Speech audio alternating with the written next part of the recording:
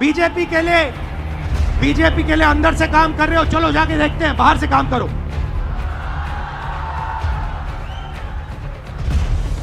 तुम्हारी वहां जगह नहीं बनेगी, बाहर फेंक देंगे तुम्हें। तो पहला काम ये करना है। લો બોલો, પાર્ટીના અંદરના જે નેતાઓ છે એમાં જ ક્યાંય મેળ મિલાપ નથી, એટલે રાહુલ ગાંધી કંઈ બીજી દિશામાં જઈ રહ્યા છે અને એમના જે નિવેદનથી શક્તિસિંહ ગોહિલ કંઈક અલગ જ બોલી રહ્યા છે, એટલે અંદર વાક વિખવાદને કારણે કદાચ કોંગ્રેસ પાર્ટી એ 2027ની વિધાનસભામાં સારું એવું પ્રદર્શન નહીં કરી શકી અને અત્યાર સુધી આ અંદરના જૂથવાદના કારણે કદાચ કોંગ્રેસ પાર્ટી એ ભારતીય જનતા પાર્ટીના લેવલ સુધી પહોંચી શકી નથી। હવે સવાલ એવો થઈ રહ્યો છે કે પક્ષમાંથી ગદ્દારો દૂર કરવા મુદ્દે રાહુલ ગાંધીથી અલગ નિવેદન શક્તિસિંહે આપ્યું છે। શક્તિસિંહે એવું કહ્યું છે કે પક્ષમાં કોઈ ગદ્દાર છે જ નહીં, તો એની કોઈ ફરિયાદ ઉઠતી જ નથી તેવો દાવો શક્તિસિંહ ગોહિલે કર્યો છે।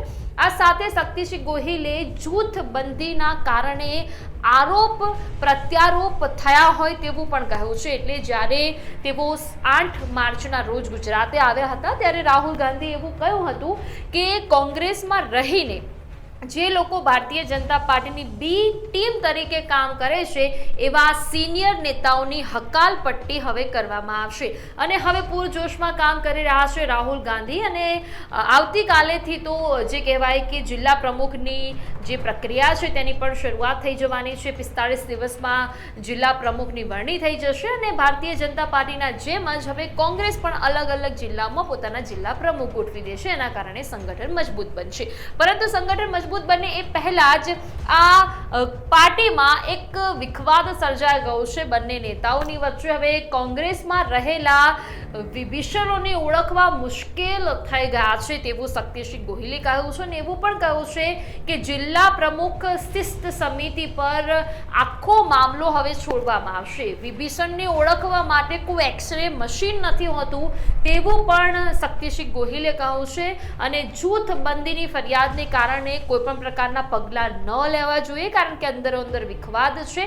પરંતુ રાહુલ ગાંધીનું એવું કહેવું છે જે ભારતીય જનતા પાર્ટીની બી ટીમ તરીકે કામ કરે છે એવા નેતાઓને મારી પાર્ટીમાં હું કોઈ સ્થાન આપવા માંગતો નથી અને મારી પાર્ટીમાંથી 40 થી 50 નેતાઓ ઓછા થઈ જશે તો આપણને કોઈ ફરક પડે એમ નથી, એવું પણ રાહુલ ગાંધીએ કહ્યું છે। રાહુલ ગાંધી 8 અને 9 માર્ચના દિવસે તેઓ આવ્યા હતા ત્યારે એમની ઘોડાઓ રેસના અલગ હોય છે અને લગ્નના ઘોડાઓ હોય છે એમ કરીને એક વિવાદાસ્પદ નિવેદન આપી દીધું હતું અને હવે ખરેખર તેઓ જે કહેવાય કે લગ્નના ઘોડાઓ છે તેમને બાકાત કરવાના મૂડમાં લાગ્યા।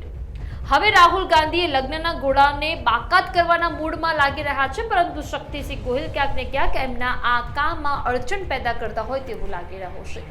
હવે આ મુદ્દે આપનું શું કહેવું છે અમને કમેન્ટ બોક્સમાં અવશ્ય જણાવજો અને તમે લાઈવ 24 ન્યૂઝને હજી સુધી સબસ્ક્રાઇબ ન કરી હોય તો કરી દેજો જેથી કરીને અમે તમને રોજ આવા અપડેટ્સ આપતા રહીએ।